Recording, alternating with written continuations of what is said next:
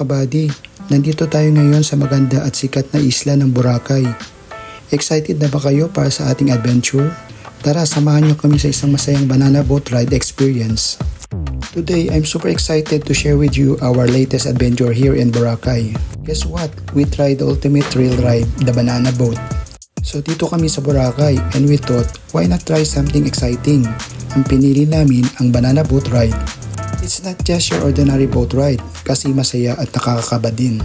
So una, nag-prepare muna kami. Life vest on, camera ready, kailangan makapture lahat ng saya. Andito na kami sa banana boat, ready to hit the waves. Sobrang saya mga kabady kasi habang papunta kami ng malalim na part ng dagat, ramdam mo yung excitement.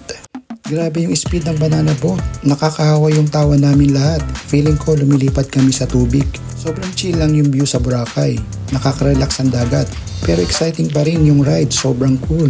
Ang saya lang talaga mga kabady, kahit bumagsak pa kami. Okay lang cause we're all in this together. Super worth it yung experience na to. The adrenaline rush at yung bonding namin di mo talaga makakalimutan. So that's it for today's vlog mga kabady. I hope you enjoyed joining us on our banana boat adventure here in Boracay. Don't forget to like, share, and subscribe para sa mga susunod pa naming adventures. And see you mga kabady sa susunod ko na vlog.